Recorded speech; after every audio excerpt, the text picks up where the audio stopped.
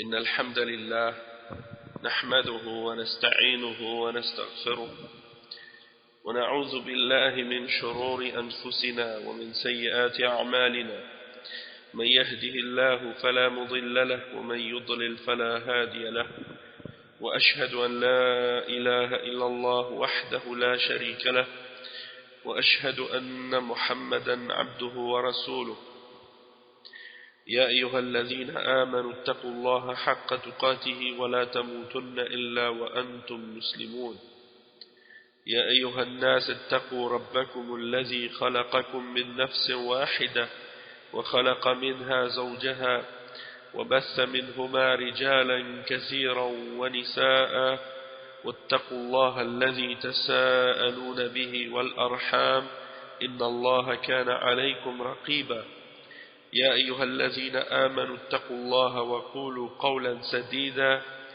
يصلح لكم أعمالكم ويغفر لكم ذنوبكم ومن يطع الله ورسوله فقد فاز فوزا عظيما أما بعد وإن خير الكلام كلام الله وخير الهدي هدي محمد صلى الله عليه وسلم وإن شر الأمور محدثاتها وكل محدثة بدعة وكل بدعة ضلالة وكل ضلالة في النار أما بعد.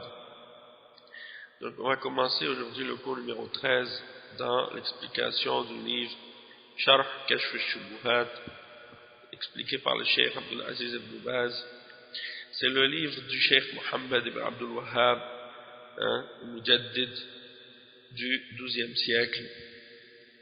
Et dans ce livre, il répond à plusieurs des shubuhat, parmi les shubuhat des gens qui font le shirk et qui appellent au shirk.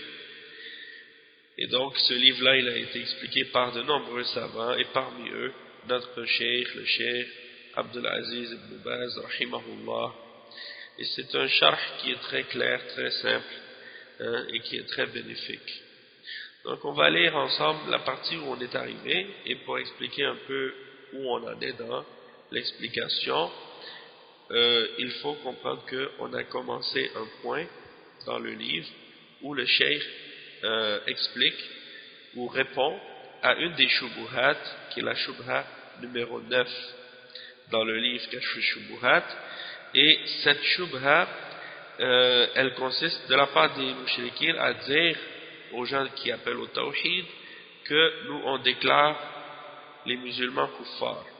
Et ils essaient de faire comprendre qu'ils ne sont pas des mushrikoun, parce que ceux qui faisaient le shirk à l'époque du prophète sallallahu alayhi wa sallam, eh bien ils refusaient de dire la ilaha illallah, ils refusaient de dire Muhammad Rasulullah, et ils faisaient plein de péchés et ils désobéissaient au prophète sallallahu alayhi wa sallam.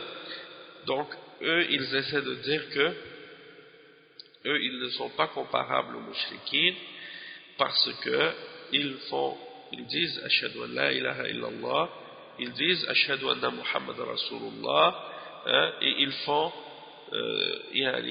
ils obéissent au prophète, et ils essaient d'appliquer ce qui est obligatoire et de s'écarter de ce qui est interdit. Donc ils disent on n'est pas comparable aux mushrikoun, et le cheikh Mohammed ibn Abdul Wahhab il leur répond par plusieurs points.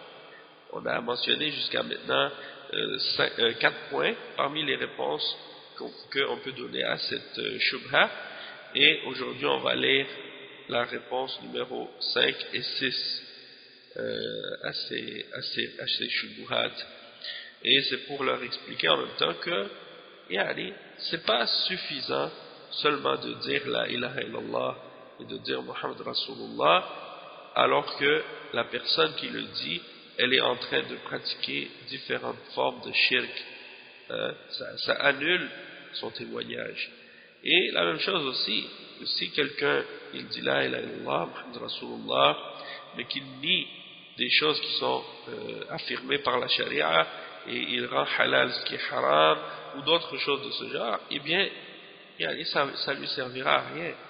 Et on a donné l'exemple de Musaylama al-Kazzab, on a donné l'exemple de des gens que Ali radiallahu anhu a brûlé vivant, que c'était des gens qui disaient la ilaha illallah, Muhammad Rasulullah, qui faisaient la salat et ainsi de suite, mais étant donné qu'ils ont dit que Ali était Allah, Ali radiallahu anhu les a brûlés, les a fait brûler vivants. Donc ça c'est un exemple que c'est pas suffisant seulement de dire la ilaha illallah, Muhammad Rasulullah, pour que quelqu'un soit musulman, ou bien, et en même temps ça réfute l'idée de ceux aujourd'hui qui appellent parmi les Ikhwan et d'autres tendances aussi parmi les soufis, qui prétendent qu'un musulman a le droit de croire en ce qu'il veut et qu'il est libre dans sa croyance et dans sa pratique religieuse. Il peut inventer des innovations, pratiquer des bid'ah, il peut croire en des choses qui sont différentes que le reste des musulmans, et puis que ça c'est pas grave,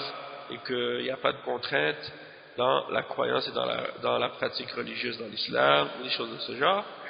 Eh bien on voit que l'exemple des Sahaba et l'exemple de nos Salaf al-Salih, elles prouvent que ça c'est complètement faux, et ça c'est sans compter les preuves de la charia qui nous expliquent et qui nous montrent clairement que cette idée elle est totalement fausse. C'est l'idée que quelqu'un peut croire en ce qu'il veut et dire ce qu'il veut et faire ce qu'il veut du moment qu'il est musulman, du moment qu'il dit la ilaha illallah, et que personne ne peut lui dire quoi que ce soit ou l'empêcher de faire ce qu'il veut faire ou des choses de ce genre. Ça c'est totalement ridicule. Et même les kuffars, quand vous voyez par exemple chez les kuffars qui prônent la liberté individuelle et tout ça, même chez eux, tu vas voir par exemple que si tu es engagé dans un travail ou dans une compagnie, eh bien, ils vont t'exiger de respecter un code vestimentaire. Ils vont t'exiger de respecter certaines façons d'agir ou d'être. Et même parfois, par exemple, même dans l'armée des kuffars, par exemple, quelqu'un doit s'habiller avec un uniforme et faire telle ou telle chose. Et si quelqu'un dit moi je suis libre et je veux pas mettre cet uniforme-là, ou je veux pas m'habiller de cette façon-là, ou je veux pas faire telle ou telle chose, j'ai ma liberté, eh bien le patron de cette compagnie ou le chef de cette organisation ou groupe ou quoi, eh bien ils vont lui dire d'accord, tu es libre, dans ce cas-là, si tu veux pas faire les choses telles qu'on a décidé et suivre nos règles et nos applications, dans ce cas-là tu vas sortir et tu vas être libre, hein. Mais si tu es à l'intérieur, eh bien tu dois respecter nos règles, hein. C'est comme un chirurgien ou autre, il dit moi je vais faire l'opération sur le malade, mais je vais pas porter le vêtement qu'il faut porter pour faire une opération, hein. Ou bien l'autre dans l'armée qui dit moi je vais faire telle ou telle chose, ou si on lui ordonne, il dit non je le fais pas, eh bien il va se faire punir par les responsables de l'armée. Donc ça c'est des exemples. Si c'est comme ça dans les lois des kuffars et dans le mode de vie des kuffars, pourquoi ça ne le serait pas dans la religion d'Allah subhanahu wa ta'ala, hein? Donc on ne laisse pas les gens dire pour faire ce qu'ils veulent.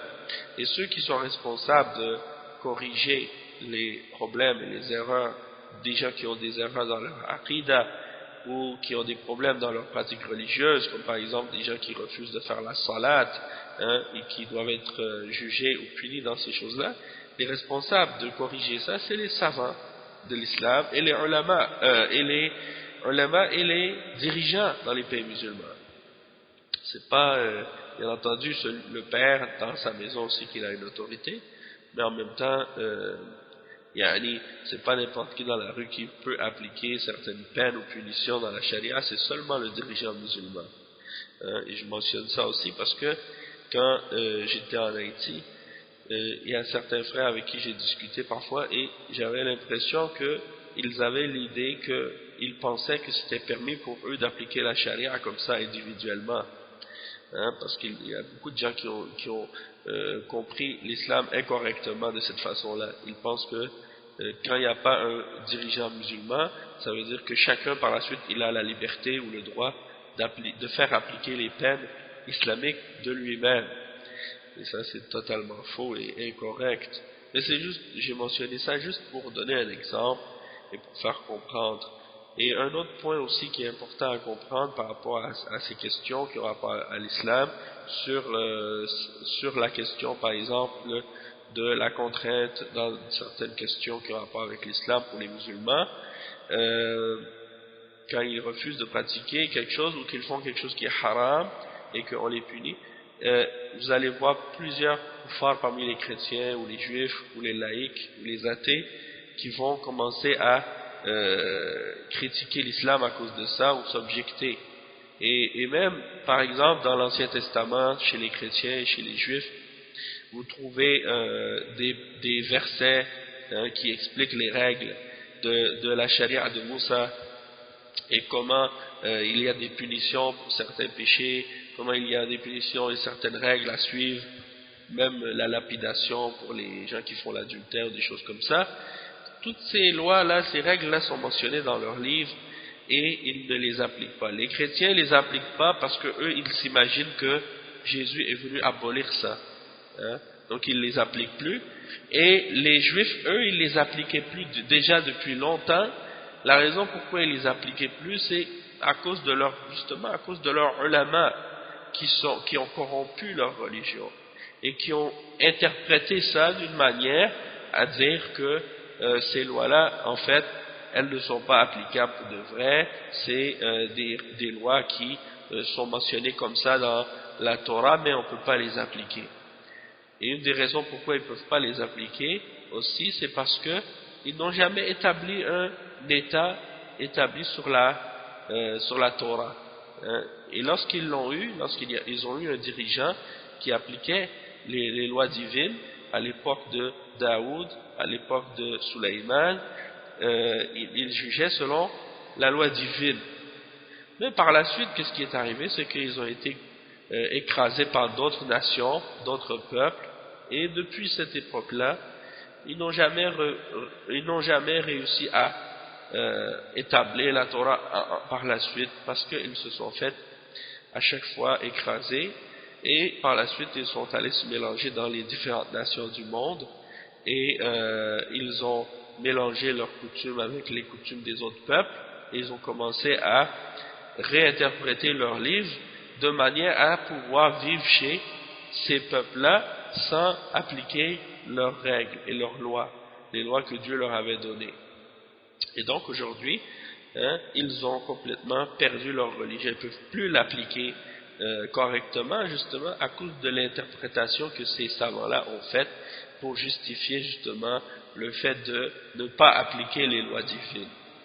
Tandis que les musulmans, jusqu'à aujourd'hui, alhamdoulilah, on s'accroche tout le temps à ces lois-là et à ces règles-là, et encore aujourd'hui on a des pays comme l'Arabie Saoudite, alhamdoulilah, où on applique encore la charia, et jusqu'à la fin des temps, alhamdoulilah, il y aura toujours des musulmans qui vont continuer à appliquer ce qu'ils peuvent de la loi d'Allah subhanahu wa ta'ala. Donc c'est pour dire que il ne faut pas essayer de la part de ces kuffars, il ne faut pas qu'ils essaient de comparer l'islam avec le christianisme. Il ne faut pas qu'ils essaient de comparer l'islam avec le judaïsme. L'islam, c'est l'islam. Et quand ils parlent, eux, de laïcité et de religion, ils disent la religion c'est une chose personnelle, c'est quelque chose qui se vit par rapport à un individu, sa relation à Dieu, et que ça s'arrête là, c'est dans la sphère privée seulement. Ça s'applique ça s'applique aux religions autres que l'islam, parce que ces religions-là sont des religions comme ça. Même le judaïsme a des règles qui sont semblables à l'islam, mais ils les appliquent pas, ils les ont réinterprétés pour les déformer de leur sens réel. Tandis que les musulmans, non, on croit en ce qui est mentionné dans la révélation et on les applique. Et on n'a pas à les réinterpréter, puisque si on demandait à ces kuffars, par exemple, laïcs, est-ce qu'on peut prendre vos lois et votre code pénal et votre code civil et le réinterpréter à notre façon et dire que c'est symbolique, il ne faut pas le prendre littéralement, et que toutes vos lois dans vos livres que vous avez écrits avec vos propres mains, que vous avez inventées vous-même, dans lesquelles vous rendez licite ce que Dieu a interdit et que vous rendez interdit ce que Dieu a permis et ordonné, hein, est-ce que vous accepteriez qu'on dise que ces lois-là ne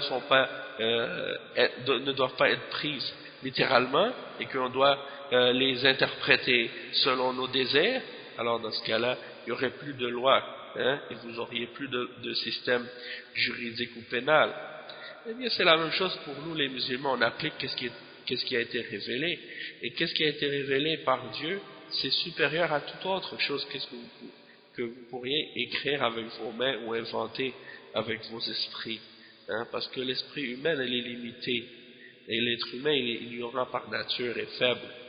Et donc, ces lois sont toujours limitées. Et vont toujours amener des contradictions. Et elles vont toujours se contredire les unes les autres. Tandis que la loi divine, elle est complète et parfaite. Et la raison pour laquelle elle est complète et parfaite, c'est parce qu'elle vient d'un Créateur suprême, tout-puissant, omniscient, sage et parfait, hein, et qui a tous les attributs de la perfection. Et quand il ordonne et quand il révèle des choses, eh bien ça comprend et ça s'applique à toutes les époques. Bien entendu, pour être capable de l'appliquer à toutes les époques, il faut qu'il y ait des savants qui ont étudié ces règles-là et ces principes-là et qui connaissent les fondements de la charia et qui savent quand et comment les appliquer et de quelle façon les appliquer. Et donc si quelqu'un a compris ça par la suite, eh bien la question de qu'est-ce qu'ils ont compris, de qu'est-ce qu'ils disent par rapport aux religions et leur idée de laïcité, on comprend que c'est des choses qui s'appliquent, qui ne s'appliquent pas à l'islam. Parce que l'islam est particulier, l'islam est différent des autres religions. L'islam n'est pas seulement une question de spiritualité et une croyance dans le cœur.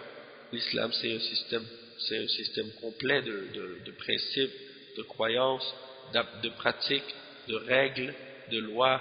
Et donc, on le prend tout, hein, et on y croit en entier, et on applique ce qu'on peut appliquer de ces lois-là, et c'est un ordre que Allah nous a ordonné de suivre.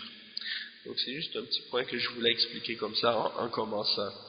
Parce qu'il y en a qui ne comprennent pas ça, ces principes-là. Dans l'islam, par exemple, il y a des règles qui nous enseignent comment faire la paix, comment faire la guerre. Est-ce que les chrétiens ont des règles comme ça dans leurs livres, hein, dans le Nouveau Testament, par exemple? Non, parce qu'ils ont séparé, hein, les règles de l'Ancien Testament et du Nouveau Testament. Et ils n'appliquent plus les règles de l'Ancien Testament. Donc, si ils font la guerre selon des lois humaines qu'ils ont inventées eux-mêmes. Hein? Et c'est pour ça qu'ils font toutes sortes d'atrocités, et qu'ils ne respectent pas les hommes. Et qu'ils se sont inventés des lois maintenant pour savoir comment agir avec les prisonniers, comment agir avec les gens dans la guerre. Tout ça, c'est des choses qui ont été clarifiées dans le Coran et dans la Sunna depuis plus que 1400 ans. On n'a pas eu besoin de faire ça à une époque moderne parce que ces choses-là existaient déjà pour nous, hein, dans notre religion. Donc notre religion, c'est pas seulement une question de prière et de jeûne, même si ces choses-là sont les bases de la religion, hein, c'est des choses primordiales et fondamentales dans la religion, mais également, dans l'islam, il y a des règles qui comprend également tous les aspects, différents aspects de la vie, hein, et de la guerre et de la paix et autres aussi. Hein. Et c'est pour ça que les koufars, quand ils entendent parler du djihad, par exemple, eh bien ils sont surpris, ils disent mais comment une religion peut enseigner par exemple la guerre, ou peut enseigner le combat ou le fait d'utiliser les armes? Eh bien parce que l'islam c'est pas une religion justement comparable aux autres, hein? Et c'est la religion d'Allah, c'est la religion de Dieu, c'est la religion des prophètes, c'est la religion qui a été appliquée et enseignée par tous les messagers que Dieu a envoyés sur la terre, depuis Adam jusqu'à Jésus, jusqu'à Muhammad sallallahu alayhi wa sallam, et tous les autres prophètes, Moïse, Abraham, Jacob, Isaac. Ils ont tous enseigné ces règles-là et ces principes-là et ces croyances-là. Donc, ceux qui ont suivi la religion de ces prophètes-là, eux, ils comprennent qu'est-ce que signifie réellement la religion. Tandis que ceux qui suivent, par exemple, des religions qui ont été fabriquées par l'homme, comme le christianisme, ou le judaïsme aujourd'hui, ou bien les autres religions inventées par l'homme aussi, qui adorent des idoles et qui adorent autre que Dieu, ou qui croient en la Trinité, ou des choses comme ça, ou qui prient des choses inertes, ou qui croient en des esprits ou en des djinns. Toutes ces religions-là sont des religions fausses et inventées par le shaitan, par le diable, pour les égarer. Et donc, s'ils se basent sur ces religions-là comme étant des références pour juger l'islam, c'est normal qu'ils vont faire une injustice à l'islam, parce que l'islam n'est pas comparable à ces religions-là, et on ne peut pas la comparer. Donc, tant qu'ils ne vont pas comprendre ça, ils ne vont pas comprendre la réalité de l'islam et des musulmans, et ils ne cesseront pas d'avoir des problèmes avec justement la façon dont ils doivent mettre les choses en perspective par rapport à l'islam et aux musulmans. Et on pourrait en parler plus longtemps, mais on va commencer tout de suite notre cours, Inch'Allah. Donc le cheikh Muhammad ibn Abdul Wahhab, rahimahullah, il dit, comme réponse en numéro 5 à la shubha numéro 9, donc on a dit qu'il y avait 9 réponses, le cheikh il donne 9 réponses. Là on va lire la réponse numéro 5 ensemble, Inch'Allah. Et ça c'est la suivante. ويقال أيضا بنو عبيد القداح الذين ملكوا المغرب ومصر في زمان بني العباس كلهم يشهدون أن لا إله إلا الله وأن محمدا رسول الله ويدعون الإسلام ويصلون الجمعة والجماعة فلما أظهروا مخالفة الشريعة في أشياء دون ما نحن فيه أجمع العلماء على كفرهم وقتالهم وأن بلادهم بلاد حرب وغزاهم المسلمون حتى استنقذوا ما بأيديهم من بلدان المسلمين. ويقال أيضا, et maintenant, donc là j'ai lu le point numéro 5 et je vais lire le point numéro 6 puis après on va les traduire tous les deux. ويقال أيضا إذا كان الأولون لم يكفروا إلا لأنهم جمعوا بين الشرك وتكذيب الرسول صلى الله عليه وسلم والقرآن وإنكار البعث وغير ذلك فما معنى الباب الذي ذكره العلماء في كل مذهب باب حكم المرتد وهو المسلم الذي يكفر بعد إسلامه ثم ذكروا أنواعا كثيرة كل نوع منها يكفر ويحل دم الرجل وماله حتى أنهم ذكروا أشياء يسيرة عند من فعلها مثل كلمة يذكرها بلسانه دون قلبه أو كلمة يذكرها على وجه المزاح واللعب. Donc maintenant je vais traduire les deux points. Le point numéro 5, on peut également leur dire que Banu Ubayd al-Qaddah sont ceux qui font partie de la secte des Ubaydiyoun. Ceux qui ils ont renversé les dirigeants qui étaient dans le Maghreb et en Égypte à l'époque de Bani al-Abbas, et ils ont pris le pouvoir dans ces pays-là, ils se sont installés là-bas. Et ce sont des hérétiques comme les Ismaïliya, et les Batiniyoun. Ce sont des gens qui ne croient pas en l'islam, ce sont des kuffars. Tous les savants de l'islam, ils ont déclaré kuffars. De même que les Fatimiyoun, les Fatimides en Égypte. Donc c'est des gens qui font partie des sectes comme les Ismaïlites et les Druze, les Nusayriya, tous ces groupes ésotériques et hérétiques. Le cheikh il dit, ils ont pris une grande partie des pays musulmans à cette époque. Et bien, ils témoignent tous de la ilaha illallah, de Muhammad Rasulullah. En apparence, ils disent ça. Et ils prétendent être musulmans, et ils font la salat, et ils font le jumu'ah, et ils prient en groupe. Mais, étant donné qu'ils ont contredit la charia dans plusieurs choses qui sont moins graves que qu'est-ce qu'on est en train de mentionner là, comme par exemple, moins graves que les exemples de shirk qu'on est en train de mentionner de la part des mouchriquins, les savants, à cette époque-là, se sont tous mis d'accord que c'était des kuffars et qu'il était obligatoire de les combattre.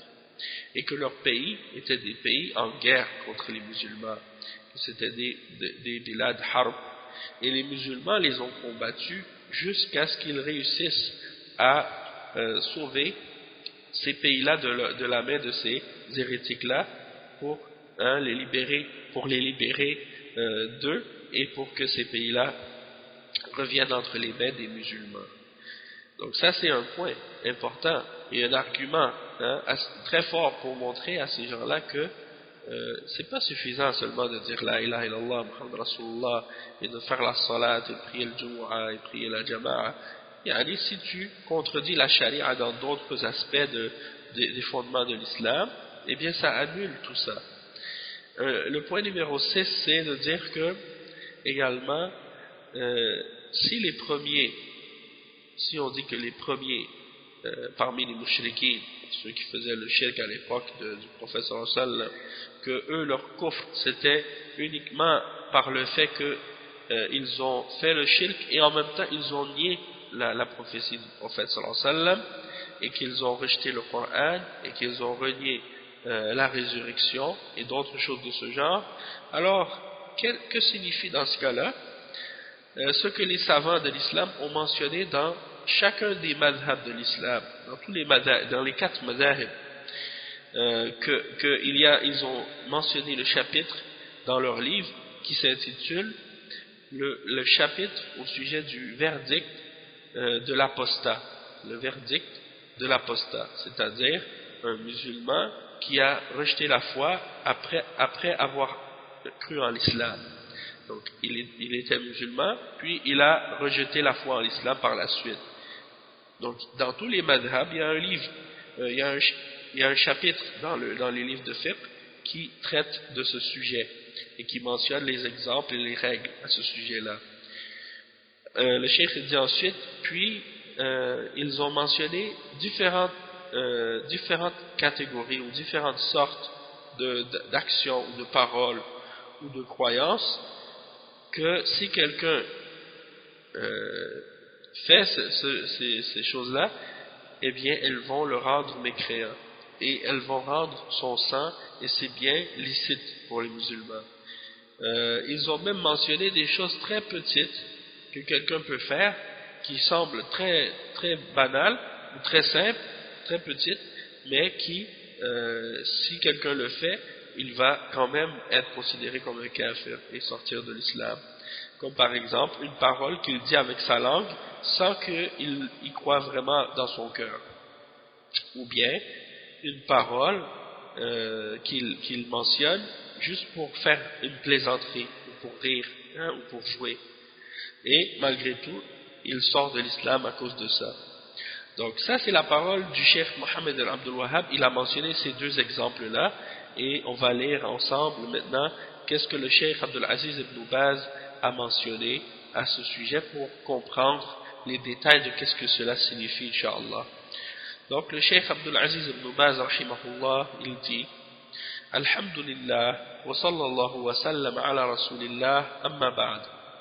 هذا البحث رد على عباد القبور وعباد الأولياء في زمن المؤلف كما تقدم يقيم الحجج عليهم لأن الإنسان متى أتى بمكفر كفر ولو شهد أن لا إله إلا الله وأن محمدا رسول الله لأنهم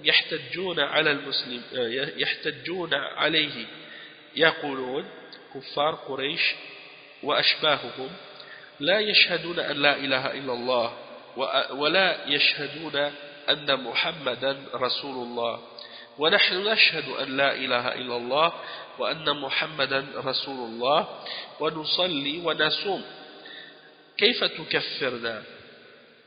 ينكرون على الشيخ محمد بن عبد الوهاب لماذا تكفرنا ونحن نشهد أن لا إله إلا الله وأن محمدا رسول الله ونصلي ونصوم وتحتج علينا بالآيات التي نزلت في كفار قريش وكفار قريش يعبدون الأصنام ويشهدون أن لا إله إلا الله كفار قريش يعبدون الأصنام ولا يشهدون أن لا إله إلا الله ولا يشهدون أن محمدا رسول الله وكذبوه وقاتلوا وقاتلوه وما نحن مثلهم. فالمؤلف بين كما تقدم بالحجج الكثيرة التي تبين كفرهم، وإن قالوا نشهد أن لا إله إلا الله كما أن المنافقين يشهدوا أن لا إله إلا الله وأن محمدا رسول الله ويصلون ويصومون، ومع هذا هم أكثر الناس في الدرك الأسفل من النار، لأنهم قالوا بالألسنة ما ليس في القلوب. Donc on va traduire cette partie, on va lire la suite ensemble après. Donc le cheikh il commence en disant louange à Allah et paix et salut sur notre prophète. Ensuite, ceci est une étude dans laquelle on veut répondre et réfuter aux adorateurs des tombeaux, aux adorateurs des saints, les gens qui adorent les tombes et les saints. À l'époque de l'auteur, comme on l'a mentionné précédemment, et il établit contre eux les preuves que du moment que quelqu'un ramène un acte ou une parole ou une croyance qui fait devenir mécréant ou qui fait tomber dans la mécréance, et bien que cette personne-là devient mécréante même si elle témoigne de la ilaha illallah, que rien ne mérite d'être adoré excepté Allah, et de Muhammad Rasulullah, que Muhammad est le messager d'Allah. Pourquoi? Parce que les gens à l'époque du cheikh Muhammad ibn Abdul Wahhab, ils essayaient d'utiliser comme argument contre le cheikh en disant par exemple les koufars de Quraysh et ceux qui leur ressemblent, ils ne témoignaient pas de la ilaha illallah, ils refusaient de témoigner, et ils ne témoignaient pas non plus que Muhammad sallallahu alayhi wa sallam est le messager d'Allah, tandis que nous, c'est-à-dire les adorateurs des tombes, les adorateurs des saints, ceux qui adorent les morts, les prophètes qui sont morts dans leur tombe, ils adorent les hommes pieux dans leur tombe, donc ils leur demandent des choses, et ils leur font des pèlerinages à leur tombe, et ils sacrifient des animaux pour eux. Ils disent, nous, on dit la ilaha illallah, on dit rien ne mérite d'être adoré excepté Allah, et on dit que Muhammad est le messager d'Allah, et on fait la salat, et on fait le jeûne. Pourquoi ou comment peux-tu nous déclarer kuffar alors qu'on fait tout ça, et les kuffars de Quraysh ne faisaient pas ça? Alors le cheikh il dit, ils essaient de critiquer le cheikh Muhammad ibn Abdul Wahhab, et ils désapprouvent le fait que le cheikh Muhammad ibn Abdul Wahhab les déclare kuffar. Ils disent, pourquoi tu nous déclares kuffar alors que nous on dit la ilaha illallah et on dit Muhammad Rasulullah et on fait la salat et on fait le jeûne, et toi tu utilises contre nous des versets qui ont été révélés à propos des kuffars de Quraysh et tu les appliques sur nous, et tu dis tu appliques ces versets là sur nous alors que les kuffars de Quraysh, eux, ils adoraient des idoles et ils ne disaient pas la ilaha illallah Muhammad Rasulullah, et ils niaient la prophétie du prophète sallallahu alayhi wa sallam, et ils l'ont combattu, et nous on n'est pas comme eux, c'est ça ce qu'ils disent. Ils disent, nous on n'est pas comme eux, alors comment tu peux nous déclarer kuffar? Alors le cheikh Muhammad ibn Abdul Wahhab, il leur répond et il leur explique, comme on l'a mentionné avec les explications précédentes, il leur montre plusieurs preuves qui clarifient que ils sont kuffar, même s'ils disent on témoigne ou on dit ashhadu an la ilaha illallah, je témoigne que rien ne mérite d'être adoré excepté Allah.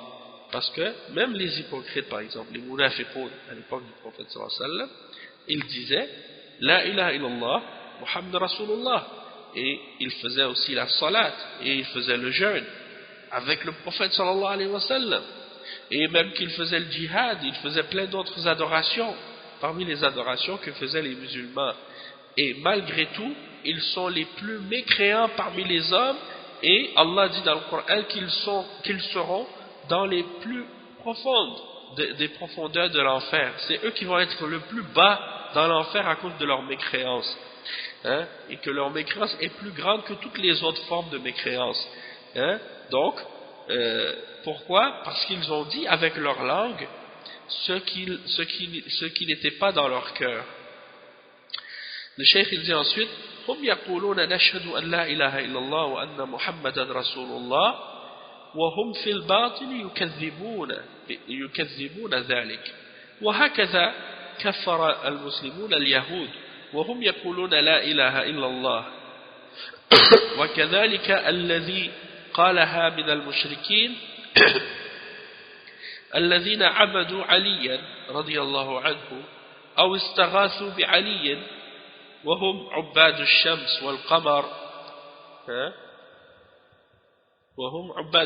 والقمر ونحو ذلك لأنهم جعلوا الآلهة مع الله جعلوا آلهة مع الله وإن صلوا وصاموا.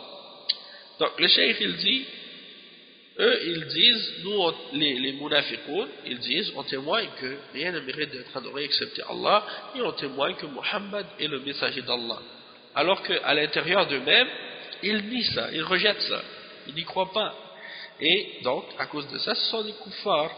Et c'est la même chose, la même raison pour laquelle les musulmans ont déclaré les juifs kuffars, malgré qu'ils disent la ilaha illallah. Les juifs disent, rien ne mérite d'être adoré excepté Allah.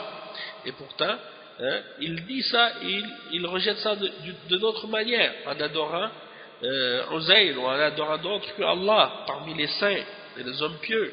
Et ils font des pèlerinages à leur tombe, et ils cherchent la bénédiction de ces hommes pieux-là. Donc ça c'est des exemples de shirk de la part des juifs. Et ils disent pourtant, rien ne mérite d'être adoré excepté Allah. De même que celui qui le dit parmi les mushrikines, ceux qui ont adoré par exemple Ali, radiyallahu anhu, à l'époque de Ali, et qui cherchent, et même encore aujourd'hui, parmi les Shia et les Rafida, qui appellent Ali radiyallahu anhu, ils l'appellent au secours, quand ils ont une détresse, ils l'appellent au secours, ils vont dire Ya Ali, Ya Hassan, Ya Hussein, ils l'appellent pour qu'ils viennent les aider, alors qu'il est mort enterré dans sa tombe, et il laisse Allah subhanahu wa ta'ala. Donc ça c'est comme des adorateurs du soleil, des adorateurs de la lune, et ainsi de suite, c'est la même chose. Pourquoi? Parce qu'ils ont mis avec Allah des divinités. Et même s'ils font la salat, même s'ils font le jeûne, même s'ils disent la ilaha illallah, Muhammad Rasulullah, ça ne compte pas, puisqu'ils contredisent le témoignage, et ils annulent leur témoignage par d'autres paroles ou d'autres actions ou des croyances qui sont en contradiction avec la ilaha illallah, Muhammad Rasulullah.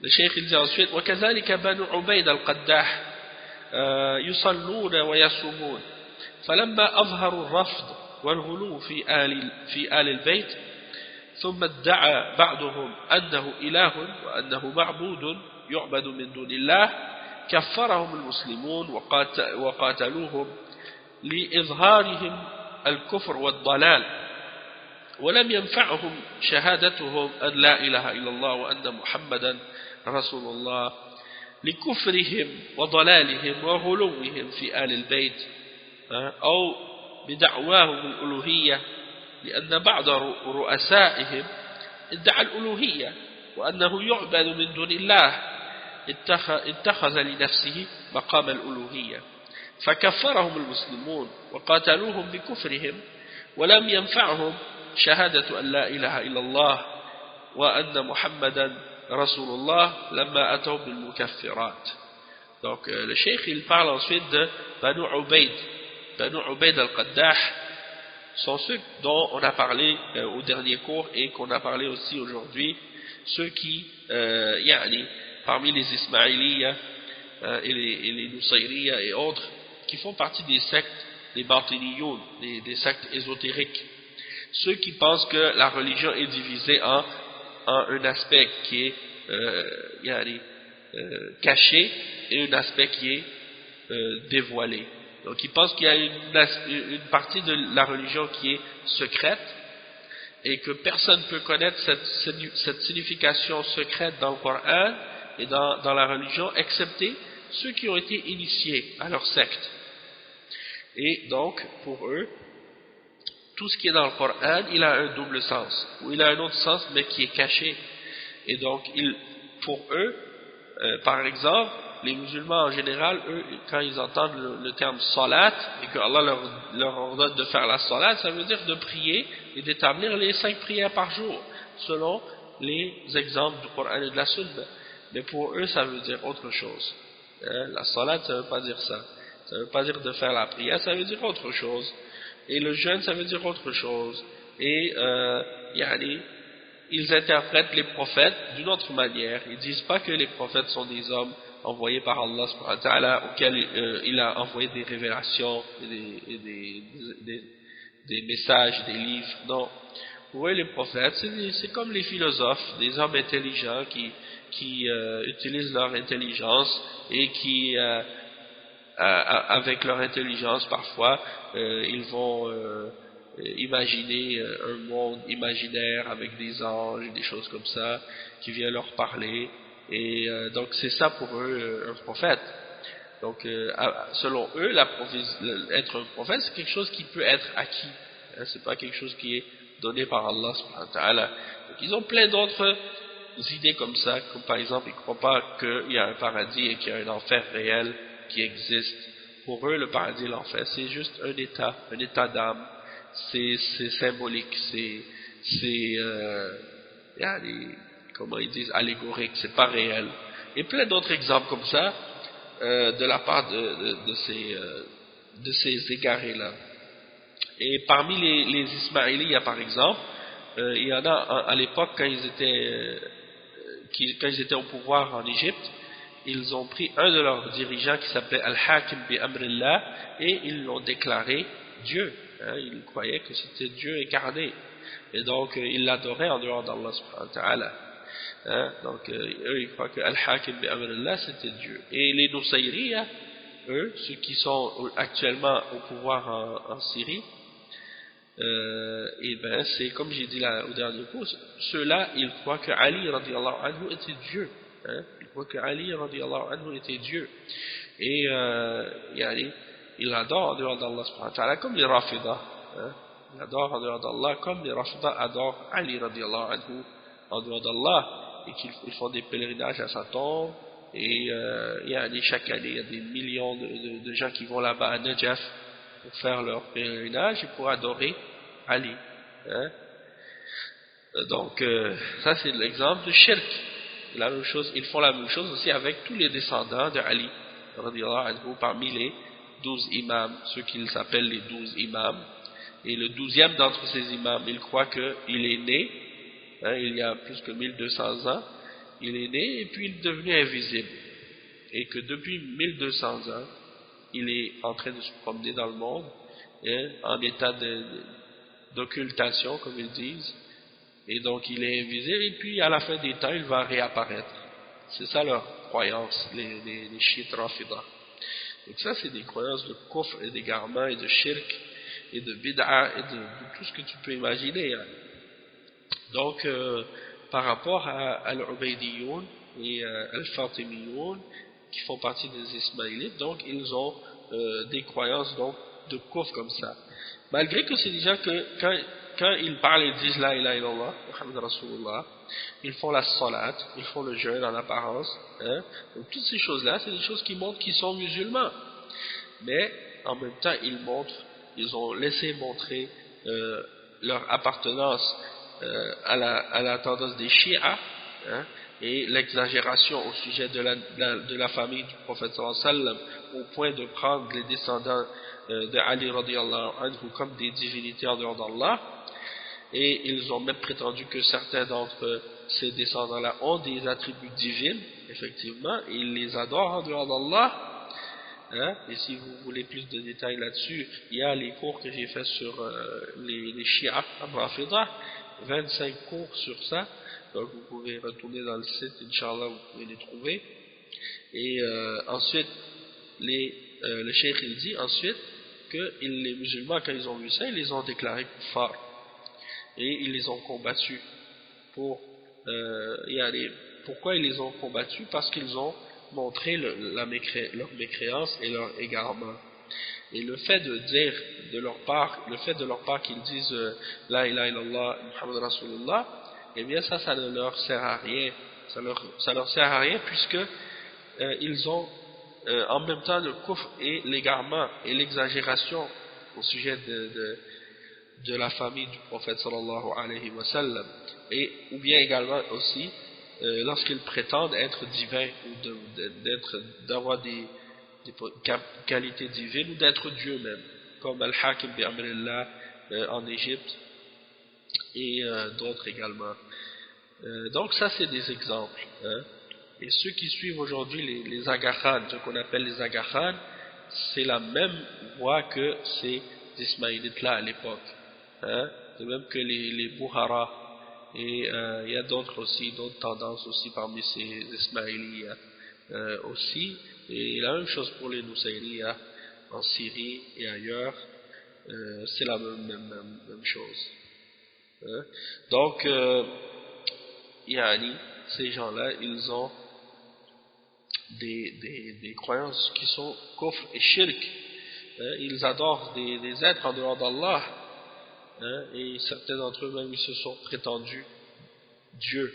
Donc ça c'est pour cette raison-là que les musulmans les ont déclarés kuffar et qu'ils ont combattu ces gens-là pour leur mécréance, et le fait d'avoir prononcé ou témoigné de la ilaha illallah et de Muhammad Rasulullah ne leur a servi à rien tant qu'ils ont justement ramené des exemples de choses qui sont kufr, yani qui les font sortir de l'islam.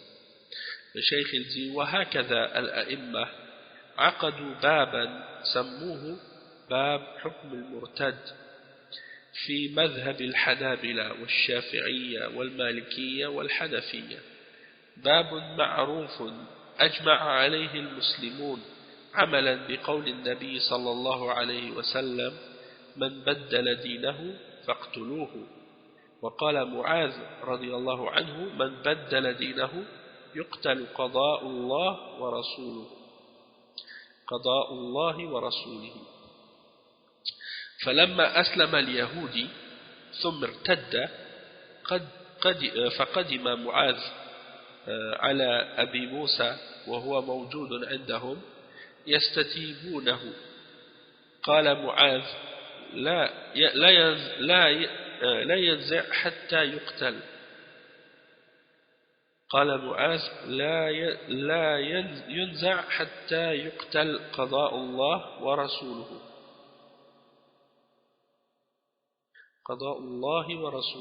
يعني بدل دينه. وهكذا من أقر بالإسلام ثم أتى بمكفر بينوا رحمهم الله في باب حكم المرتد أنه يكفر وإن صلى وصام ولو شهد أن لا إله إلا الله. مثلا إنسان يصوم ويصلي ثم يسب الله ورسوله يكفر وإن صلى وإن صام. الذي يقول الصيام ليس واجبا يكفر، الذي يقول الزنا حلال يكفر، وكذلك الذي يقول الخمر حلال يكفر ولو صلى وصام ولو شهد أن لا إله إلا الله.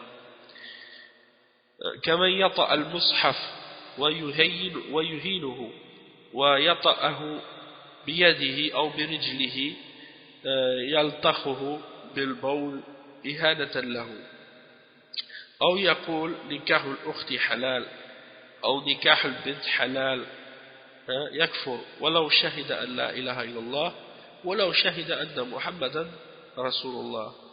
وكذلك ensuite donc le cheikh il dit de même qu'un autre argument qu'on peut utiliser contre ces mouchriquines, contre ces gens qui adorent les tombes et les morts et les saints, parmi les soufiyas et les autres ignorants, parmi les rafidah, on peut utiliser comme argument également ce que les imams de la religion ont fait en écrivant des chapitres dans les livres de fiqh qu'ils ont intitulés le chapitre du verdict de l'apostat. Dans le madhab des Hanabila, c'est-à-dire les gens qui suivent Ahmad ibn Hanbal, l'imam Ahmad ibn Hanbal, ou bien Al-Shafi'iyya, ceux qui suivent l'imam Al-Shafi'i, ou bien Al-Malikiyya, ceux qui suivent l'imam Malik ibn Anas, qui est Al-Madhab Al-Maliki, ou bien Al-Madhab Al-Hanafi, de ceux qui suivent l'imam Abu Hanifa. Donc dans tous les livres de ces différents madhahib, on connaît très bien ce sujet-là, et c'est quelque chose un sujet sur lequel tous les musulmans sont d'accord. Il n'y a pas de divergence entre eux sur cette question-là, et ils ont établi ce principe-là sur le hadith du prophète sallallahu alayhi wa sallam qui est rapporté par Al-Bukhari, qui dit: celui qui change sa religion, tuez-le. C'est l'ordre d'exécuter l'apostat, c'est celui qui quitte la foi après avoir cru. Soit qu'il quitte l'islam, c'est pas nécessaire que la personne quitte intentionnellement l'islam. Il y en a qui pensent que un apostat c'est seulement quelqu'un qui était musulman qui devient chrétien, ou qui devient juif, ou qui devient athée. Non, c'est pas une condition que ce soit de cette façon-là. C'est-à-dire que quelqu'un peut quitter l'islam même si il pense qu'il est toujours musulman. C'est-à-dire que par exemple, il pratique du kufr ou du shirk à l'intérieur même de l'islam. Il pense qu'il est musulman, mais il va adorer des tombes, des saints ou des morts. Ou bien il va nier quelque chose qui fait partie de l'islam dans le Coran et dans la Sunna. Donc comme le cheikh, il va l'expliquer. Et il mentionne un autre exemple d'un hadith aussi qui est rapporté dans l'exemple de Mu'az ibn Jabal lorsqu'il est arrivé au Yémen. Il a expliqué ça. Il a dit: celui qui change sa religion, il doit être exécuté. Ça c'est le jugement, le verdict d'Allah et de son messager. Mu'az ibn Jabal a dit: il doit être exécuté, c'est le jugement d'Allah et de son messager. Et lorsque un juif s'était converti à l'islam puis qu'il a apostasié, Mu'az est arrivé au Yémen et il a dit à Abu Moussa et à ceux qui étaient là présents avec lui, ils essayaient de lui parler pour il lui demandait de se repentir, et Mu'az ibn Jabal a dit qu'il n'allait pas bouger de sa place tant qu'il ne serait pas exécuté. C'est le verdict d'Allah et de son messager. C'est-à-dire, celui qui change sa religion, il est dans l'islam, il est exécuté. Ça c'est quelque chose qui fait partie des consensus des savants de l'islam. Et il y a déjà parmi les gens aujourd'hui, parmi les modernistes, et certains égarés parmi les Ikhwan et d'autres tendances aussi, qui nient ce principe-là, parce qu'ils n'aiment pas les critiques des kuffars quand les kuffars leur disent qu'ils ne sont pas en accord avec les droits de l'homme qui disent que chacun a la liberté de croyance, la liberté de conscience, la liberté d'expression et ainsi de suite, la liberté de religion, et que quelqu'un peut changer de religion comme il veut, et donc ils font de la religion comme un jeu. Ils font de la religion quelque chose qui est comme un jeu. Tu peux croire à quelque chose aujourd'hui, changer demain, après-demain, comme si c'est pas grave. Et puis tu peux être dans une religion puis croire à qu'est-ce qui est contraire à cette religion-là, à l'intérieur de cette religion, c'est pas grave. Tu peux inventer des innovations, tu peux inventer des choses, tu peux même te prétendre prophète ou même te dire Dieu, tu as le droit. Personne ne peut t'interdire de le faire. Donc ça c'est pas en accord avec l'islam. Et l'islam accepte pas ça, il tolère pas ça. Donc certains de ces modernistes-là, comme par exemple Tariq Ramadan et son oncle aussi, il a un oncle en Égypte aussi qui rejette la peine d'apostasie, et la même chose aussi pour Tariq Souaidan qui nie aussi la peine de l'apostasie, et plein d'autres aussi parmi ces soi-disant prêcheurs de l'égarement qui nient la peine de l'apostasie en islam. Ils vont en contradiction avec ce qui est clair dans le Coran et dans la Sunna et dans les paroles et le consensus des musulmans, des imams de l'islam. Donc il faut bien comprendre ce point-là. Et bien entendu, la peine de l'apostasie, c'est pas quelqu'un qui peut l'appliquer comme ça n'importe qui. Ça c'est comme la plupart des règles pénales dans l'islam, c'est seulement le dirigeant qui a l'autorité de faire appliquer ces peines-là. Et sinon, bien entendu, qu'est-ce qui se passerait dans la société musulmane? Eh bien, ce serait que il y aurait des individus égarés comme ça, et ignorants, qui se permettraient par la suite de déclarer qui ils veulent mécréants, et de se permettre par la suite de tuer qui ils veulent, sans preuve, sans compréhension, sans connaissance, et commenceraient à exécuter les gens comme ça, comme le font certains groupes, par exemple, les groupes d'Al-Qaïda par exemple, qui se permettent de tuer des otages. Quand ils prennent des otages, ils les exécutent, ou bien ils prennent des musulmans, ils disent non, ce sont des apostats, et puis ils les filment, et puis ils leur plantent la tête dans une caméra. Tout ça devant la caméra pour diffuser ça par la suite sur Internet. Tout ça, c'est des actes qui ont aucun rapport avec l'islam, et c'est fait par des égarés, des ignorants, des khawarij, des gens de l'égarement. Et donc il faut remettre les choses bien à leur place et bien comprendre les choses comme il faut, pour pas mélanger le vrai et le faux. Donc la question, donc ici après le cheikh il dit que toute personne donc qui a affirmé l'islam, puis que par la suite il vient avec quelque chose qui couvre, eh bien les savants, que Allah leur fasse miséricorde, ils ont expliqué dans le chapitre de l'apostat, le verdict de l'apostat, que cette personne-là, elle quitte la foi, elle devient mécréante, même si elle faisait la salat, même si elle faisait le jeûne, et même si elle disait la ilaha illallah, Muhammad Rasulullah. Le cheikh il donne comme des exemples maintenant pour faire comprendre. Il dit, par exemple, si quelqu'un il fait le jeûne et il fait la salat, puis qu'ensuite il insulte Allah et son messager, eh bien il devient mécréant, même s'il prie, même s'il jeûne. Ou bien celui qui dit par exemple, le jeûne ce n'est pas obligatoire, c'est-à-dire le ramadan, faire le jeûne de ramadan, il dit c'est pas obligatoire.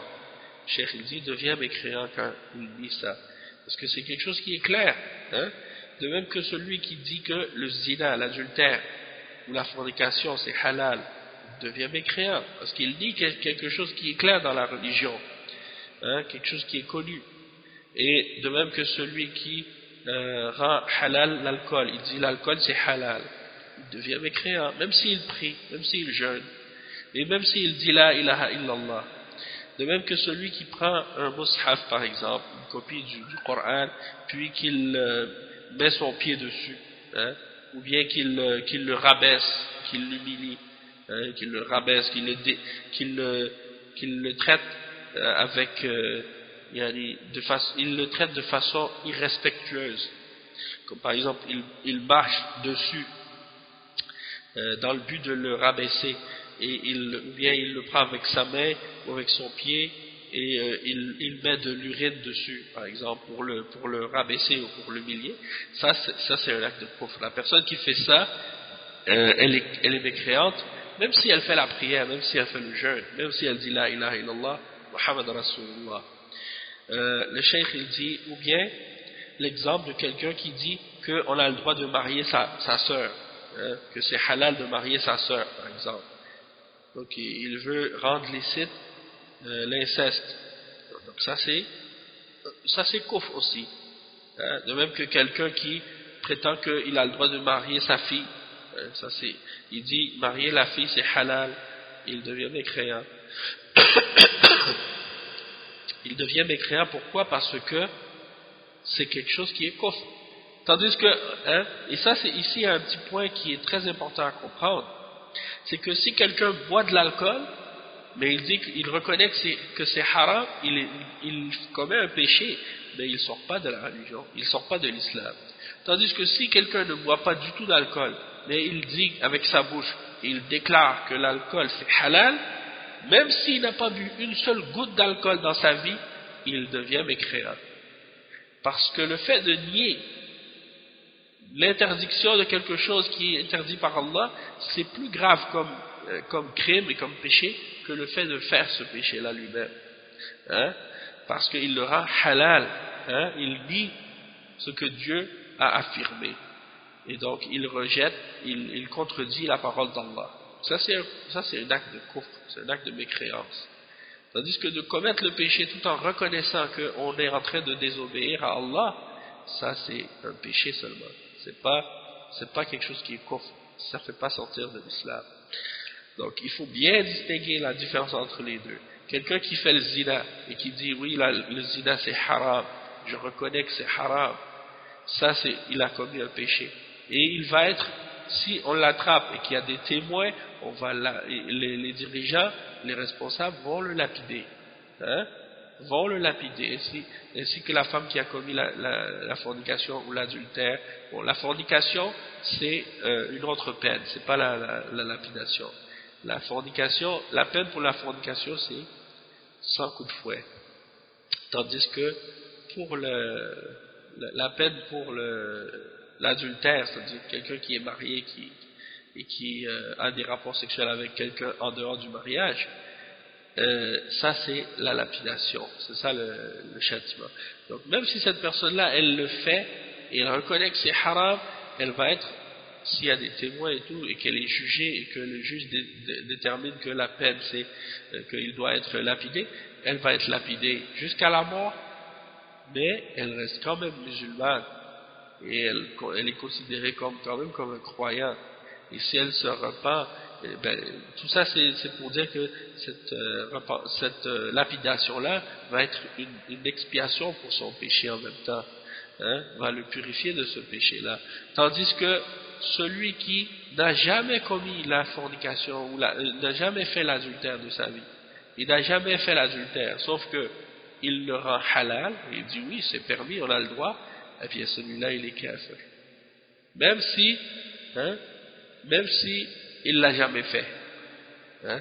Donc ça c'est pour montrer que des fois, parfois les péchés qu'on peut faire avec notre cœur et avec notre bouche sont plus graves que les péchés qu'on peut faire avec notre main et avec notre corps. Comme par exemple quelqu'un qui tue une autre personne et elle reconnaît que le meurtre c'est haram et que tuer c'est pas permis, hein? Mais elle l'a fait comme ça, par la colère ou d'autres raisons, et puis elle a tué quelqu'un comme ça. Cette personne-là, elle n'est pas mécréante pour avoir tué. Tandis que l'autre qui n'a jamais tué personne, ni frappé personne, qui n'a jamais fait mal à une mouche, mais qui dit j'ai le droit de tuer qui je veux, et tuer c'est halal dans l'islam, celui-là il est kafir, même s'il n'a jamais tué personne. Donc il faut bien comprendre ça, ces questions-là, c'est très très important. Et donc quelqu'un par exemple qui fait le jeûne, qui fait la salat 5 fois par jour, qui fait les nawafil, il fait les prières surrogatoires, il fait le hajj obligatoire, il fait la umrah plusieurs fois à chaque année, il dépense de son argent fi sabilillah, il aide les pauvres, il lit le Coran, chaque jour il lit un juz, puis que par la suite il s'en va, il dit la ilaha illallah Muhammad Rasulullah, puis il s'en va à une tombe et il demande à un mort, il devient mushrik. Même s'il fait toutes ces bonnes actions-là, il sort de l'islam. Pourquoi? Parce que il va à une tombe pour demander à un mort, et prier un mort, et faire un sacrifice à un mort, et demander des vœux à un mort. Ça, c'est shirk akbar. Ça fait sortir de la religion. Et s'il croit que, même s'il ne le fait pas, mais il croit que c'est permis de le faire, c'est-à-dire quelqu'un il ne fait pas le shirk, mais il croit que le shirk c'est permis, que si tu le fais, c'est pas grave. C'est pas interdit dans l'islam, il sort de l'islam aussi. Donc ça c'est important de bien comprendre le danger de ce genre de choses-là. Et c'est pour ça que la bid'a est plus dangereuse même que le péché, que le simple péché. Parce que la bid'a, c'est de rendre licite quelque chose qui n'est pas légiféré en islam. Et de croire que Allah aime quelque chose sans preuve. Et de faire une action, parfois même c'est un péché, et toi tu t'imagines que c'est quelque chose qui va te rapprocher d'Allah. Comme par exemple ceux qui fêtent la naissance du prophète Mohammed sallallahu alayhi wa sallam. Ça c'est une bid'a, et que les gens sont en train de pratiquer en ce moment, parce que c'est la période à peu près dans laquelle ils pensent que le prophète sallallahu alayhi wa sallam était né, donc ils font ça chaque année. Et ça c'est quelque chose qui n'a jamais été pratiqué, ni par les sahaba, ni par les tabi'in, ni par les tabi'in.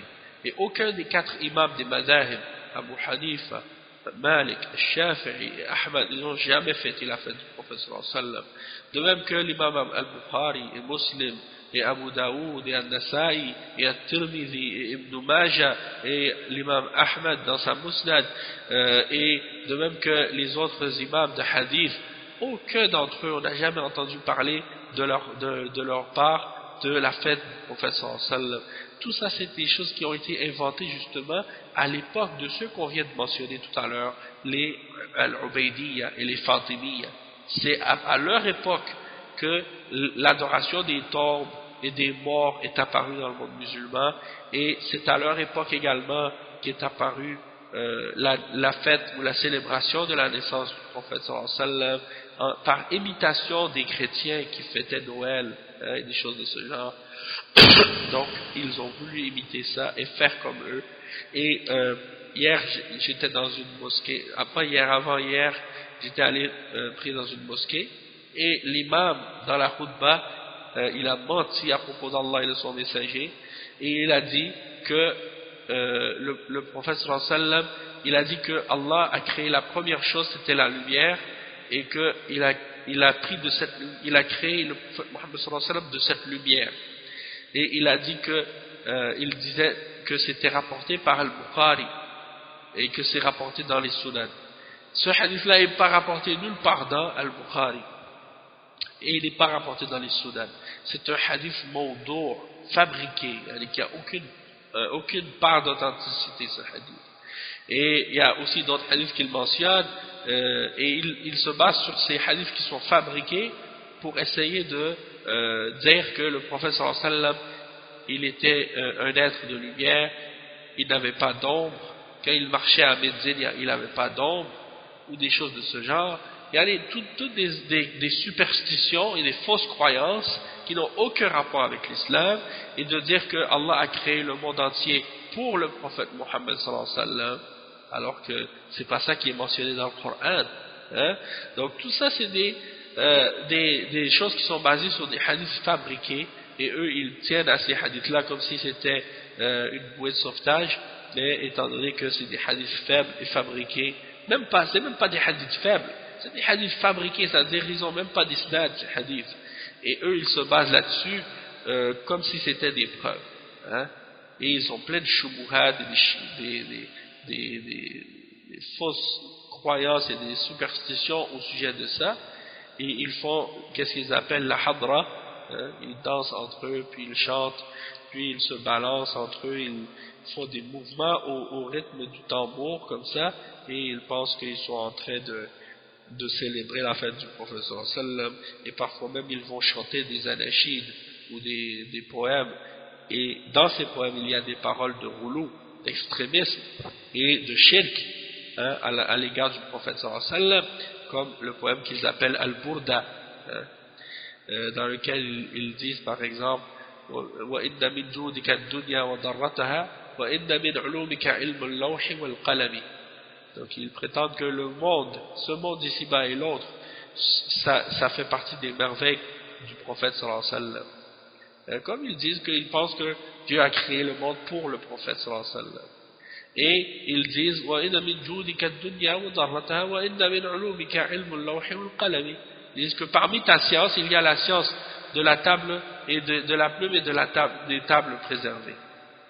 Donc ça c'est la science d'Allah subhanahu wa ta'ala, et il l'attribue au prophète sallallahu alayhi wa sallam. Ça c'est shirk. Ça c'est shirk dans l'asma wa sifat. Et c'est un shirk akbar, hein, qui fait sortir de l'islam. Si quelqu'un croit que le prophète Mohammed sallallahu alayhi wa sallam connaît le ghaib, hein, et qu'il a la science d'Allah et qu'il connaît la science de la plume et des tables préservées, c'est un mushrik, un kafir. C'est pas un musulman qui croit ça, hein? Et ils disent aussi dans une autre partie de ce poème, il dit Ya akram al-khalqi ma li man alouzu bihi siwaka inda hulul al-hadith al-imami, quelque chose comme ça, en voulant dire que ô toi la plus noble des créatures, qui aurais-je autre que toi pour me réfugier vers elle lors de l'événement de la grand rassemblement ou quelque chose comme ça, au jour de la résurrection.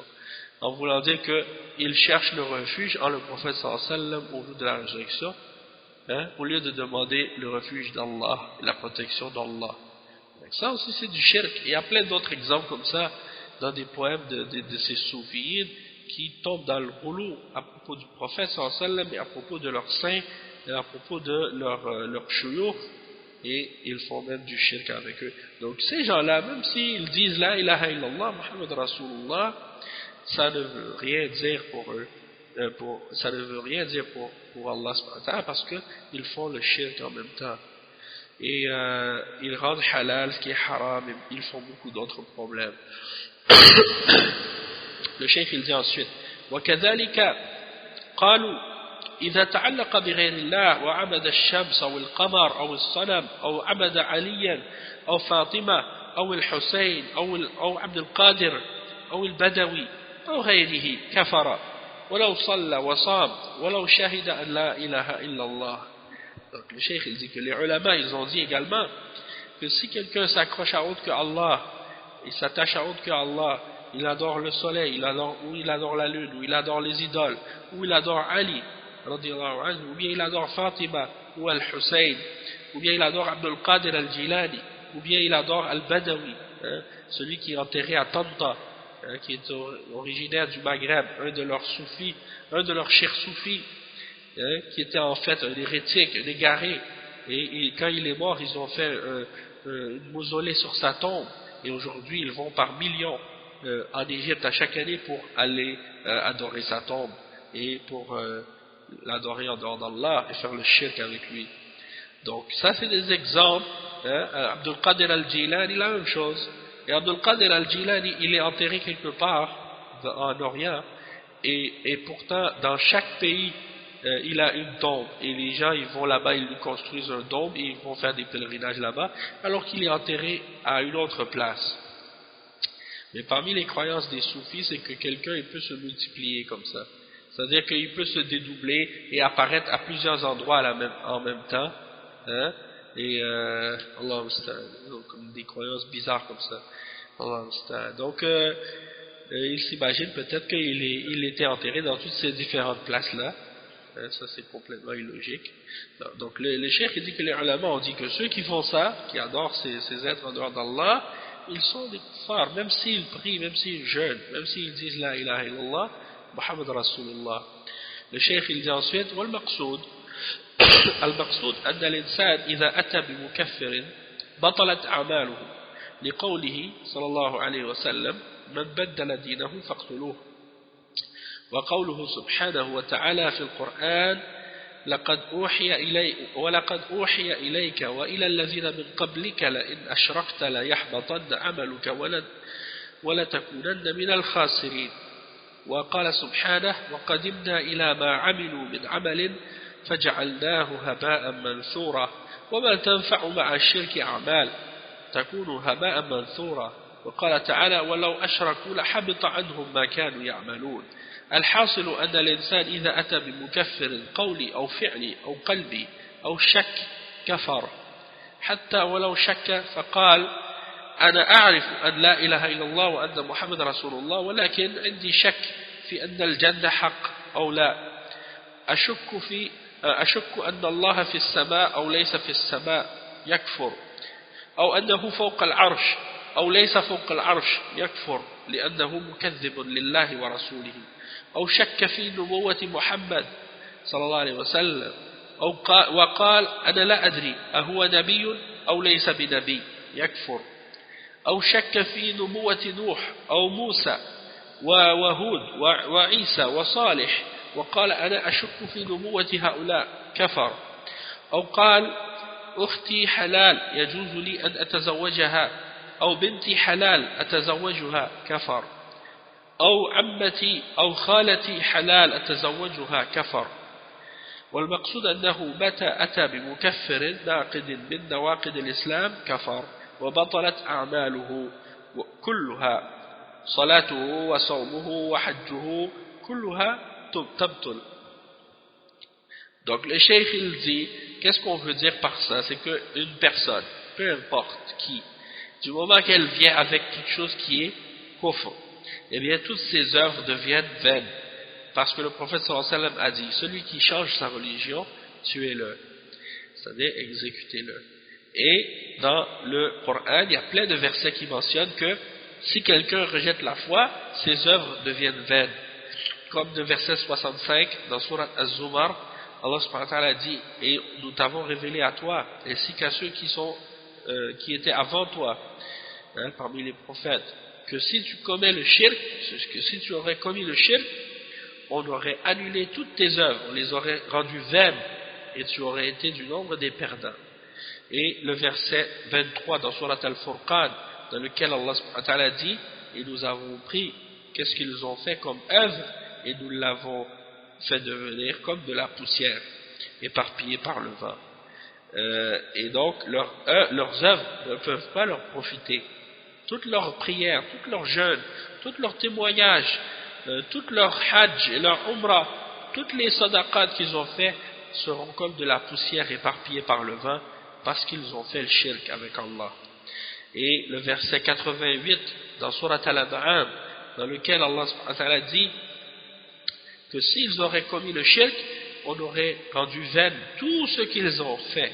Et ça, Allah dit ça à propos des prophètes.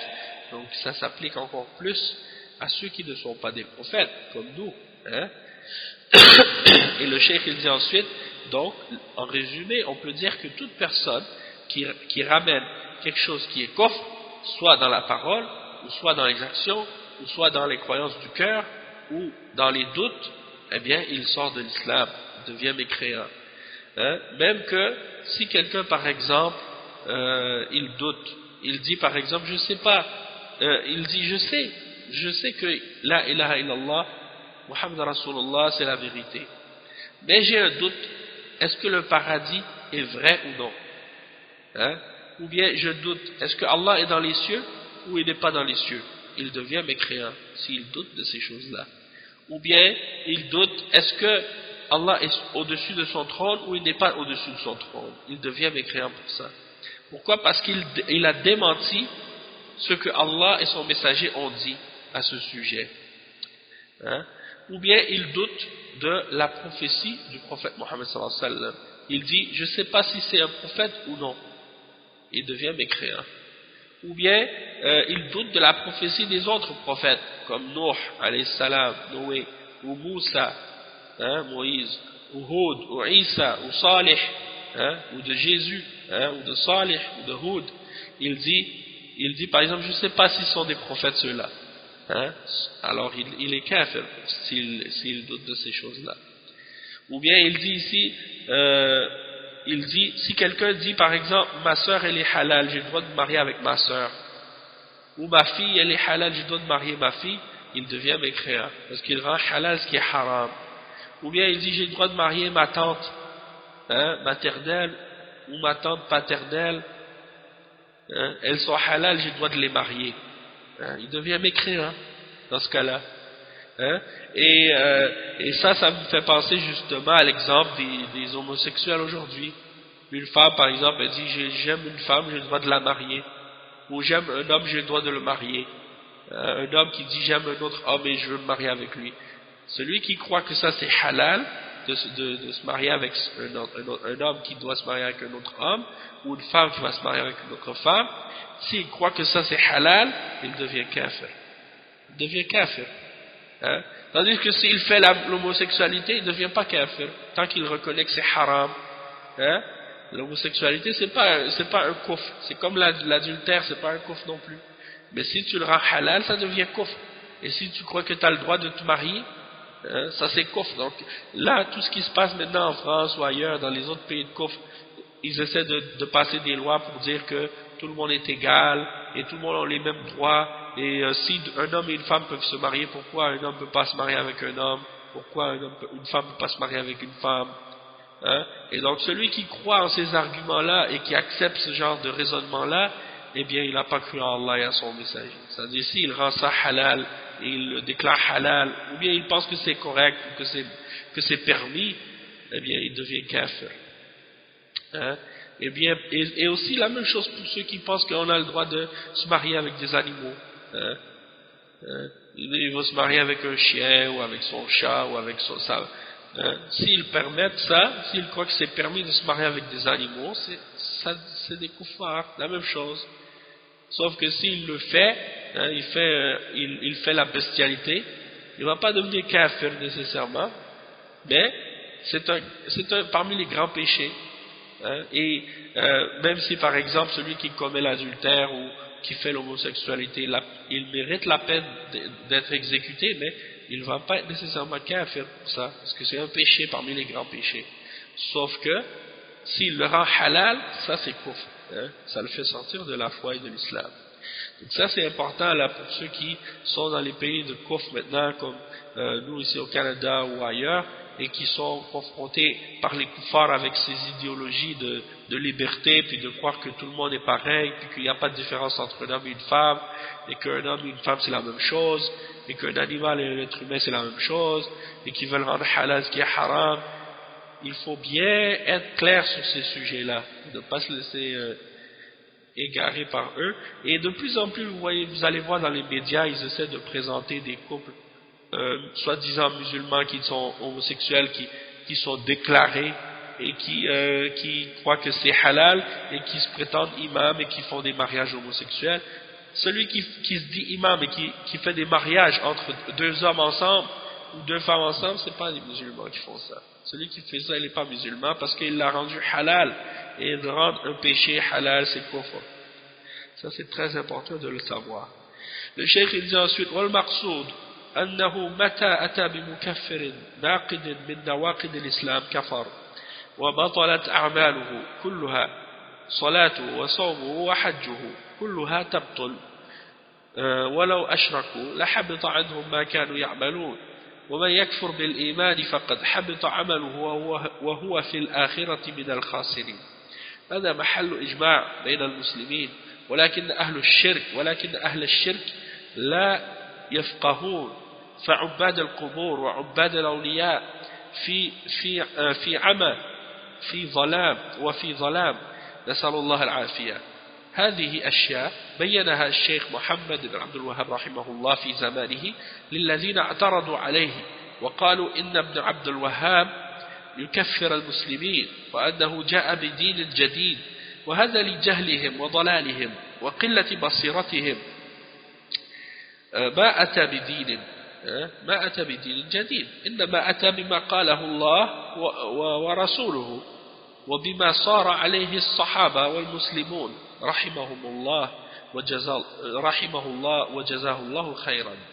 Donc le cheikh il dit donc que qu'est-ce qu'on veut dire par là, c'est que toute personne qui fait quelque chose qui est un annulateur parmi les annulatifs de l'islam, un naqid parmi les nawaqid de l'islam, eh bien toutes ces œuvres deviennent vaines et deviennent mécréants.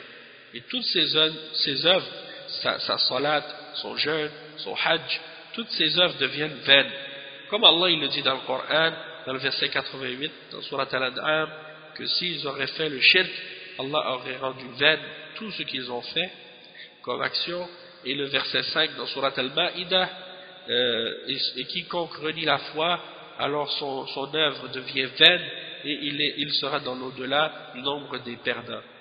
Et ça c'est quelque chose sur lequel il y a un ijma' entre les savants, c'est-à-dire tous les musulmans sont d'accord sur ça, il y a un consensus sur cette question-là, mais les gens du shirk ne comprennent pas. Et les adorateurs des tombes et les adorateurs des saints sont dans l'aveuglement et dans les ténèbres. Nasallallahu al-afiyah. Et le cheikh il dit que ça ce sont des choses que le cheikh Mohammed ibn Abdul Wahhab rahimahullah il a expliqué à son époque à ceux qui se sont opposés et objectés à lui, et ils ont dit le cheikh Mohammed ibn Abdul Wahhab il déclare kuffar les musulmans, il est venu avec une nouvelle religion. Le cheikh il dit ça c'est à cause de leur ignorance et de leur égarement et du peu de compréhension de la religion qu'ils ont. Le cheikh Mohammed ibn Abdul Wahhab n'a pas ramené une religion nouvelle, il a seulement ramené ce que Allah et son messager ont dit, et ce que les sahaba ont suivi, de même que les musulmans après lui. Que Allah lui fasse miséricorde et le récompense de la meilleure récompense.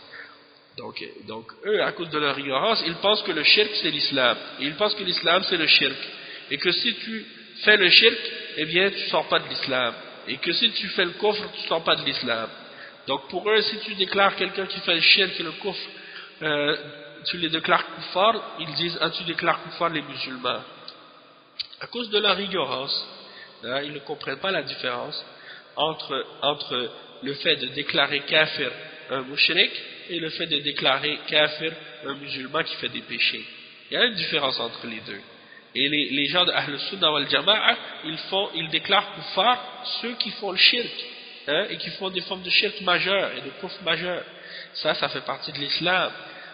Et après avoir bien entendu établi la preuve contre ces gens-là et clarifié la religion. Donc après, par la suite, si la personne persiste dans son égarement, eh bien il le déclare kafir et mécréant. Tandis que les Khawarij, eux, ils déclarent kafir le musulman qui fait des péchés, qui sont moindres que le shirk et le kufr, ils le déclarent kafir. Donc ça c'est l'égarement des Khawarij, c'est l'égarement des Khawarij et c'est donc pas la même chose.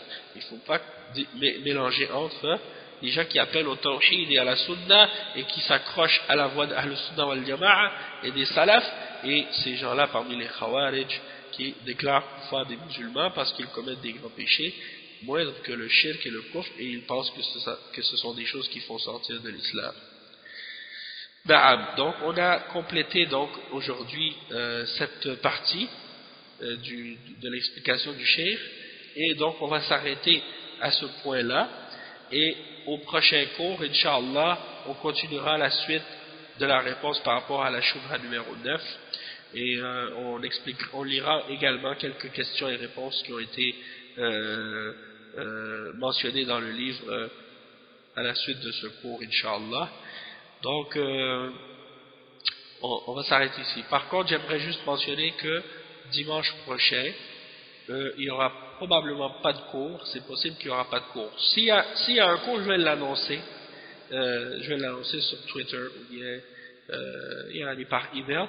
Mais en principe, c'est possible qu'il n'y ait pas de cours parce que je ne vais pas être à Montréal, je vais être à Toronto.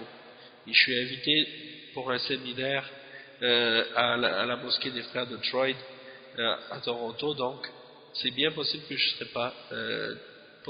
je pourrais pas donner le cours dimanche prochain. Sinon, on se retrouvera la semaine d'après, Inch'Allah. Donc, je vais m'arrêter tout de suite. Subhanakallah wa bihamdik. Ashhadu an la ilaha illa ant. Astaghfiruka wa atubu ilayk. Barakallahu fikum wa jazakumullahu khairan. Wassalamu alaykum wa rahmatullahi wa barakatuh. Wa sallallahu wa sallam ala nabiyyina Muhammad wa ala alihi wa sahbihi ajma'in.